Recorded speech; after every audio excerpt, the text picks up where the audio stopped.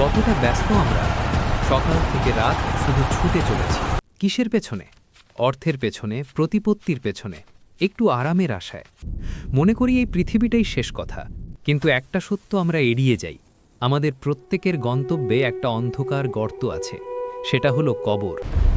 রমজান আসে, রহমতের দুয়ার উন্মোচিত হয়, অথচ আমাদেরই কেউ কেউ এই সোনালী সুযোগকে তুচ্ছ জ্ঞান করে।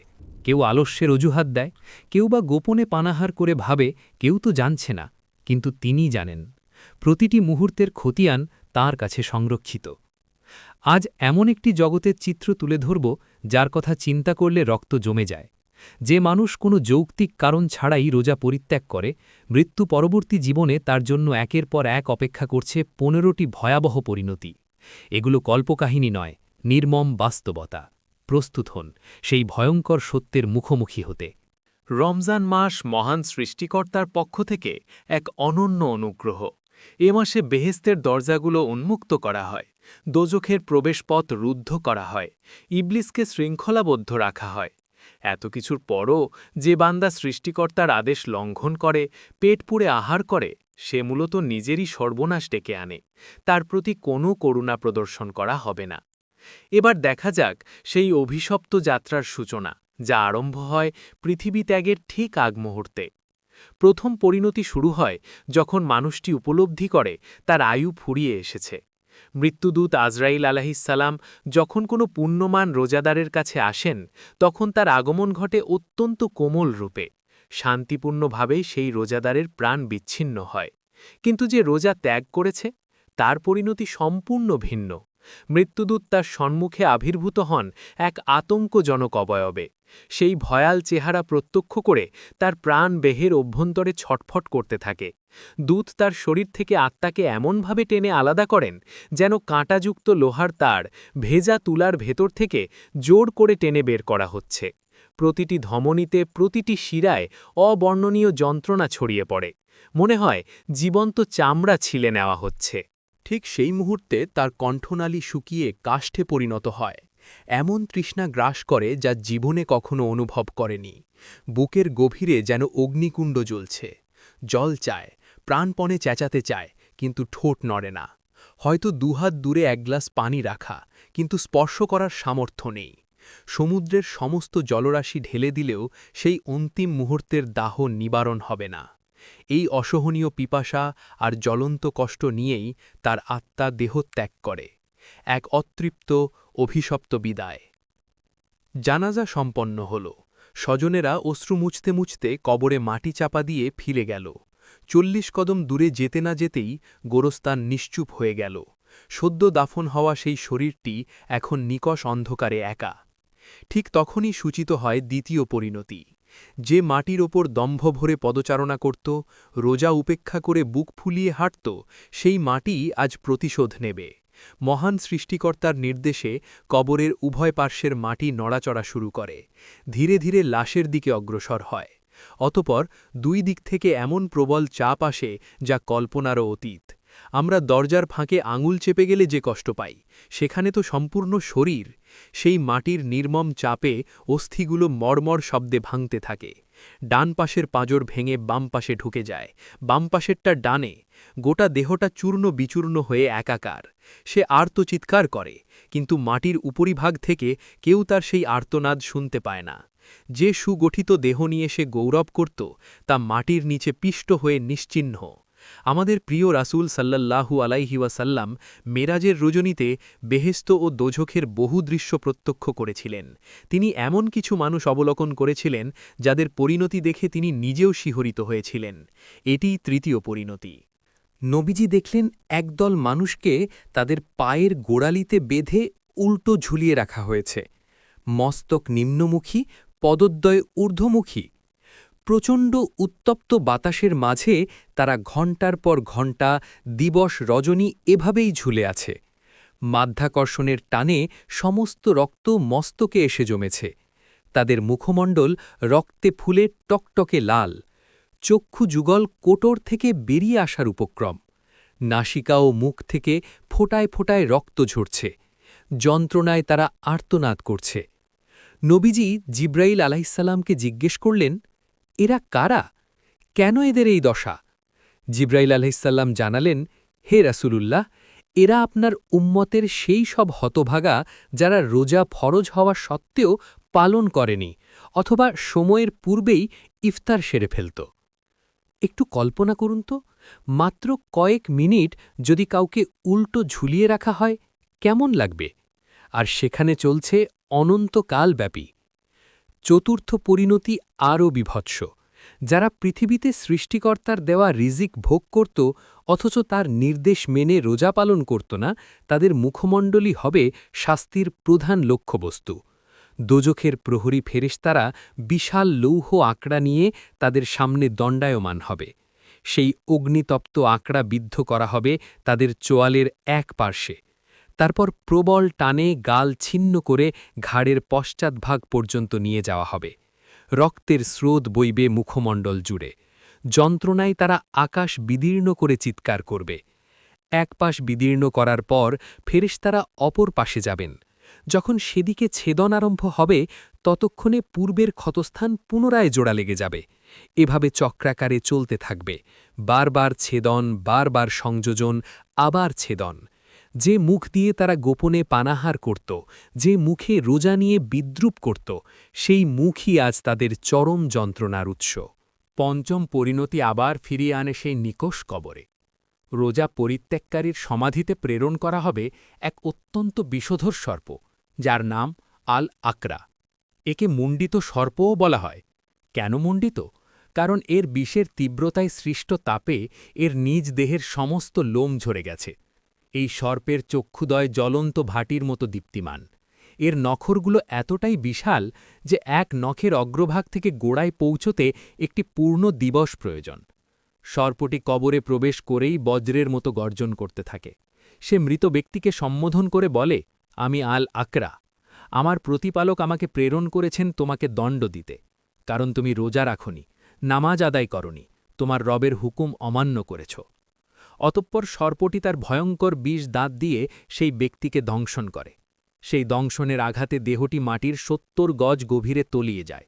সর্পটি আবার টেনে উপরে আনে, পুনরায় দংশন করে, আবার ৭০ গজ নিচে। এভাবেই কিয়ামত অবধি সেই মারাত্মক ছোবল সহ্য করতে হবে। কোনো উদ্ধারকারী আসবে না। তার সম্পদ, তার প্রতিপত্তি, তার সঙ্গী সাথী সকলে তাকে পরিত্যাগ করে চলে গেছে। সঙ্গী কেবল সেই বিষাক্ত সর্প আর তার নিজের পাপের ভার।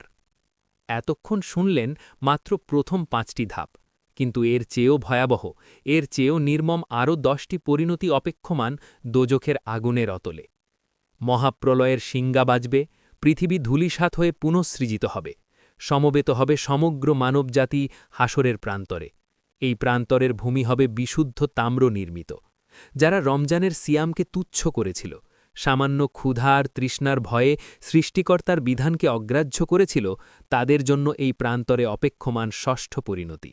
পৃথিবীতে সূর্য থাকে আমাদের থেকে কোটি কোটি মাইল দূরে, তাতেই গ্রীষ্মের দাবদাহে আমরা অসহায় হয়ে পড়ি। কিন্তু সেই মহাদিবসে সূর্যকে নামিয়ে আনা হবে মানুষের মাথার মাত্র ১ মাইল ঊর্ধ্বে। তাম্রভূমি সৌরতাপে ফুটতে থাকবে। যারা সিয়াম পালন করেনি তাদের দেহ থেকে ঘর্ম এমনভাবে প্রবাহিত হবে যেন কোনো জলপ্রপাত উন্মুক্ত হয়েছে। প্রখর তাপে তাদের মস্তিষ্ক, নাসারন্ধ্র ও কর্ণপথে গলে গলে ভাতের মাড়ের ন্যায় ফুটতে ফুটতে নিচে পতিত হতে থাকবে। তাদের দেহ নিঃসৃত ঘর্ম জমতে জমতে এক বিপুল সাগরের আকার ধারণ করবে। সেই দুর্গন্ধময় ঘর্মসাগরে তারা হাবুডুবু খাবে। কারো ঘর্ম হাঁটু অবধি, কারো কোটিদেশ পর্যন্ত, আবার কারো নাসিকা ও মুখমণ্ডল পর্যন্ত পৌঁছে যাবে। নিজেদেরই দুর্গন্ধযুক্ত ঘর্মের শ্বাসরুদ্ধ হয়ে তারা ছটফট করতে থাকবে। পার্থিব জীবনে যারা শীতাতপ নিয়ন্ত্রিত কক্ষে বসে স্বেচ্ছায় রোজা পরিত্যাগ করত, হাসরের প্রান্তরে তাদের এই ঘর্মসমুদ্রে কোটি কোটি বর্ষ ডুবে থাকতে হবে। সেখানে না আছে ছায়া, না আছে কোনো প্রশান্তি। বিচার সমাপ্তির পর যখন তাদের ধরে হিঁচড়ে দোজখের দিকে নিয়ে যাওয়া হবে, তখন সূচিত হবে সপ্তম পরিণতি। রমজানে যারা দিবাভাগে শরবত আর শীতল পানীয়ে গলাসিক্ত করেছে, দোজখে তাদের তৃষ্ণা হবে পৃথিবীর যাবতীয় পিপাসার চেয়ে অসংখ্য গুণ তীব্র। বক্ষ বিদীর্ণ হওয়ার উপক্রম হবে। তারা সর্বশক্তি দিয়ে চিৎকার করে জল প্রার্থনা করবে। দোজখের প্রহরী ফেরেশতারা তাদের আহ্বানে সাড়া দেবে, কিন্তু শীতল পানি নয়। তাদের হস্তে অর্পণ করা হবে হামিম এবং গাস্সাক। হামিম হল অগ্নির চেয়ে উত্তপ্ত ফুটন্ত তরল ধাতু, আর গাস্সাক হল দোজকবাসীদের দগ্ধ দেহ থেকে নির্গত রক্ত, পুঁজ এবং গলিত চর্মের দুর্গন্ধময় মিশ্রণ। পিপাসায় উন্মত্ত হয়ে সেই ব্যক্তি যখন ফুটন্ত পাত্রটি মুখের নিকটে আনবে, প্রচণ্ড তাপে তার ওষ্ঠ, গাল ও মাংস গলে পাত্রের অভ্যন্তরে খসে পড়বে। তবু পিপাসার দাহনে সে সেই ফুটন্ত পুঁজ মিশ্রিত তরল গিলে ফেলবে। সেই তরল গলনালী দিয়ে অগ্রসর হওয়ার সময় কণ্ঠনালী, খাদ্যনালী ও অন্ত্র সমস্ত কিছু ছিন্ন ভিন্ন করে গলিয়ে দেবে। পেটের অভ্যন্তরে যাবতীয় অঙ্গপ্রত্যঙ্গ গলে মলদ্বার দিয়ে বহির্গত হবে। যন্ত্রণায় তাদের আর্তচিৎকারে দোজখের অগ্নি আরও প্রবল হয়ে দাউ দাউ করে জ্বলে উঠবে। অষ্টম পরিণতি, ক্ষুধার নরক। সিয়ামের সামান্য উপবাস সহ্য করতে না পেরে যারা রোজা পরিত্যাগ করেছিল, দোজখের অতলে তাদের উদরে প্রজ্জ্বলিত করা হবে এমন ক্ষুধাগ্নি যা সহ্য সীমার বাইরে। ক্ষুধার যন্ত্রণায় তারা নিজেদের বাহুর মাংস দাঁতে ছিঁড়ে খেতে চাইবে। তখন তাদের সামনে আনা হবে দোজখের তলদেশ থেকে উদ্গত এক অভিশপ্ত বৃক্ষের ফল, জাক্কুম। এই বৃক্ষের ফল দেখতে শয়তানের মস্তকের ন্যায় বিভৎস। এতে কোনো পুষ্টি নেই, আছে কেবল মারাত্মক বিষ আর বৃহৎ ধারালো কণ্টক। ক্ষুধায় উন্মাদ হয়ে যখন তারা এই ফল মুখে দেবে, বিশাল কাঁটাগুলো গলায় বিদ্ধ হয়ে আটকে যাবে। গিলতেও পারবে না, উগরে দিতেও পারবে না। জবরদস্তি গিললে সেটি পেটের ভেতর ফুটন্ত তৈলের মতো টকবক করে ফুটতে থাকবে। উদরে যেন সহস্র অগ্নিগোলকের একযোগে বিস্ফোরণ ঘটছে।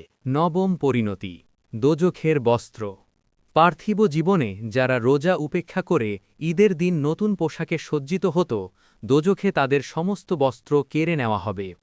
অতপর ফেরেশতারা নিয়ে আসবে অগ্নি ও তরল তাম্র দ্বারা নির্মিত এক বিশেষ পোশাক। এই জ্বলন্ত বসন পরিধান করানোর পর তাদের সমগ্র দেহে ঢেলে দেওয়া হবে কাঁতিরান, অর্থাৎ ফুটন্ত তরল আলকাতরা। এই আলকাতরা ত্বকের সাথে এমনভাবে সংযুক্ত হবে যে চর্ম ও মাংস দগ্ধ হয়ে অস্থির সাথে একাকার হয়ে যাবে। যতবার তারা এই অগ্নিবসন দেহ থেকে অপসারণ করতে চাইবে, ততবার তাদের হস্তের মাংসপেশি পোশাকের সাথে ছিন্ন হয়ে বিচ্ছিন্ন হবে। তাদের সম্পূর্ণ দেহ পরিণত হবে একখণ্ড দীপ্ত অঙ্গারে। এই অগ্নিবস্ত্র কখনো তাদের দেহ থেকে অপসারিত হবে না। অনন্তকাল ধরে এই জ্বলন্ত পরিধেয়ে তাদের দগ্ধ হতে হবে। দশম পরিণতি, চরম লাঞ্ছনা ও অবমাননা।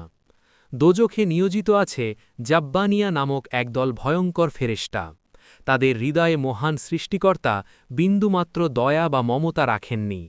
কারো অশ্রু তাদের বিচলিত করে না, কারো কাতরানি তাদের হৃদয় স্পর্শ করে না। এই ফেরেশতারা রোজা পরিত্যাগকারীদের ধরবে। তাদের হাতে থাকবে ৭০ হাত দীর্ঘ অগ্নি নির্মিত লৌহ শৃঙ্খল।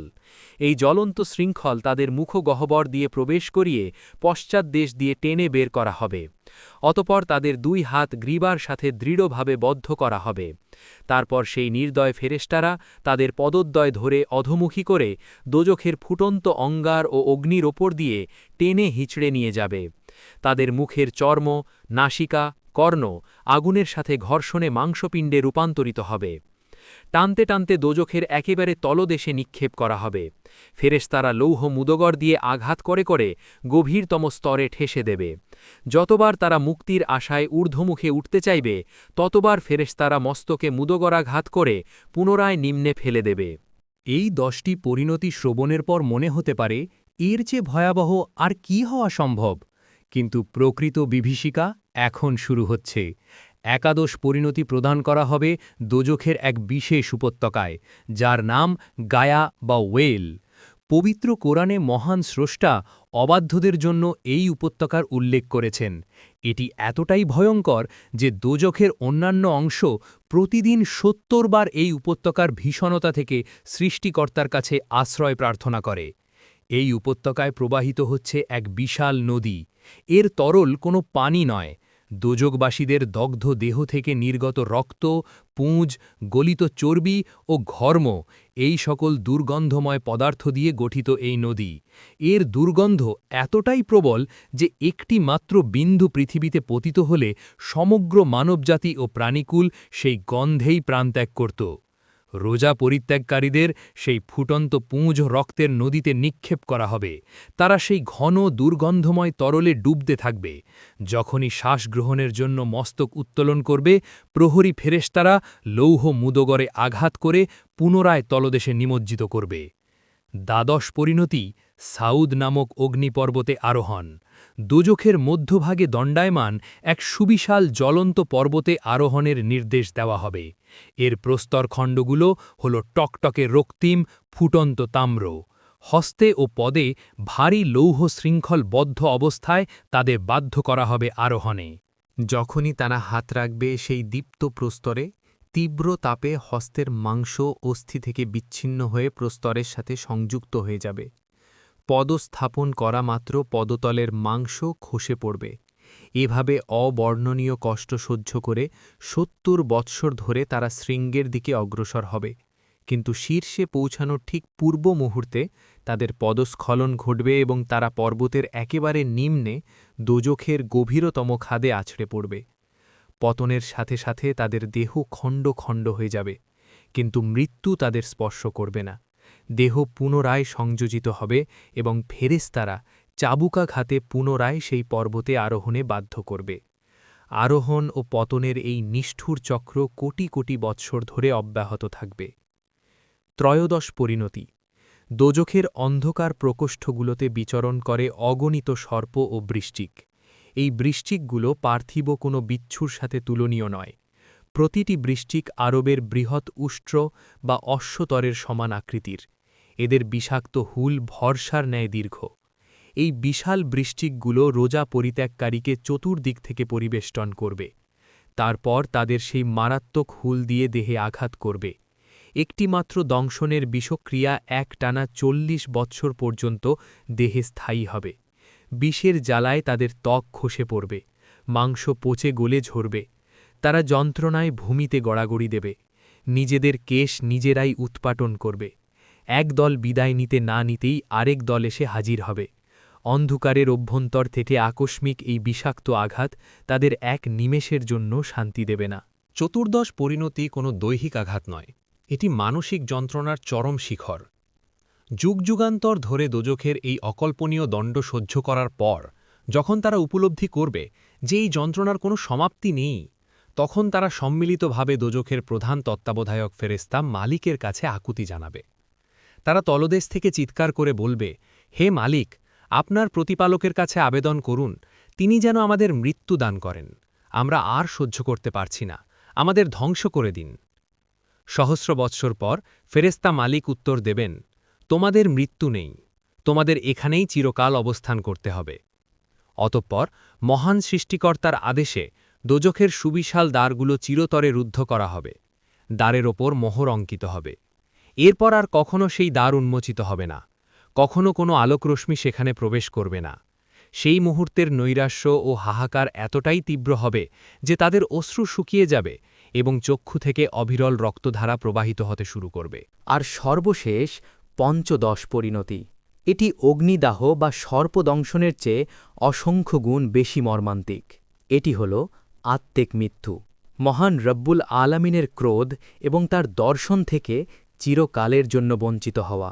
হাসরের দিবসে সৃষ্টিকর্তা রোজাদারদের জন্য নিজের দর্শনকে পুরস্কার হিসেবে সংরক্ষিত রেখেছেন। সিয়াম পালনকারীরা সেদিন বেহেস্তে বসে তাদের রবের নুরানি দিদার লাভ করবে। কিন্তু যারা রোজা পালন করেনি তাদের প্রতি তিনি রহমতের দৃষ্টি নিক্ষেপ করবেন না, তাদের সাথে বাক্যালাপ করবেন না, তাদের পবিত্র করবেন না।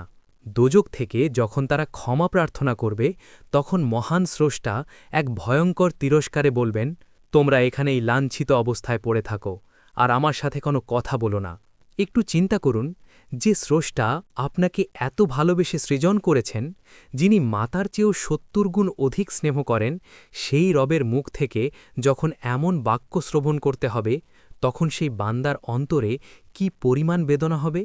অগ্নি দেহদগ্ধ করে, কিন্তু সৃষ্টিকর্তার এই প্রত্যাখ্যান আত্মাকে চূর্ণবিচূর্ণ করে দেবে। আমার ভাই, আমার বোন, কেন এমন করছি আমরা? কিসের মোহে পড়ে আমরা আমাদের এত দয়ালু, এত অনুগ্রহশীল রবকে বিস্মৃত হচ্ছি? একটু ভাবুন তো, এই পার্থিব জীবন কতটুকু? ৬০ বছর, 70 বছর। এরপর তো সেই অন্ধকার সমাধিতেই যেতে হবে, যেখানে কেউ থাকবে না। আপনার পিতামাতা, ভাই বোন, বন্ধুবান্ধব, যাদের জন্য আজ আপনি সৃষ্টিকর্তার বিধান লঙ্ঘন করছেন, কেউ আপনার সঙ্গী হবে না। রমজান আসে আমাদের পাপরাশি মোচনের সুযোগ দিতে। মহান স্রষ্টা 2 হস্ত প্রসারিত করে অপেক্ষমান থাকেন আমাদের ক্ষমা করতে। আর আমরা সামান্য ক্ষুধার ভয়ে, একটু পিপাসার আশঙ্কায় কিংবা নিছক অলসতায় সিয়াম পরিত্যাগ করি, গোপনে পানাহার করি আর ভাবি কেউ দেখছে না। কিন্তু কাল হাসরের প্রান্তরে যখন ফেরেশতারা অগ্নিশৃঙ্খল নিয়ে আপনার অভিমুখে ধাবিত হবে, তখন কে রক্ষা করবে আপনাকে? তখন তো আর পৃথিবীতে প্রত্যাবর্তনের কোনো পথ থাকবে না। তখন আপনি কাঁদবেন, আকুতি জানাবেন, হে স্রষ্টাকর্তা, শুধু একবার পৃথিবীতে ফেরত পাঠান, আমি সকল রোজা পালন করব। কিন্তু সেদিন আপনার কোনো ক্রন্দন শ্রবণ করা হবে না। এখনও সময় আছে, আপনার শ্বাসপ্রশ্বাস এখনও চলমান, মৃত্যুদূত এখনও আপনার সম্মুখে উপস্থিত হননি। আজই ক্ষমা প্রার্থনা করুন, আপনার রবের কাছে প্রত্যাবর্তন করুন। তিনি অসীম দয়ালু, তিনি রহমান, তিনি রহিম। আপনি পর্বতসম পাপ নিয়ে উপস্থিত হলেও যদি একটি মাত্র অশ্রুবিন্দু ফেলে বলেন, ইয়া আল্লাহ, আমি ভ্রান্ত হয়েছিলাম, আমাকে ক্ষমা করুন, তিনি আপনাকে শূন্য হস্তে ফেরাবেন না। অনুগ্রহ করে নিজের আত্মার প্রতি আর অবিচার করবেন না। আগামী রমজানের একটি সিয়ামও যেন আপনার অনাদায়ী না থাকে। মহান আল্লাহ আমাদের সকলকে রমজানের পবিত্রতা সংরক্ষণের সামর্থ্য দান করুন এবং দোজখের এই ভয়াবহ পরিণতি থেকে আমাদের রক্ষা করুন। আমিন।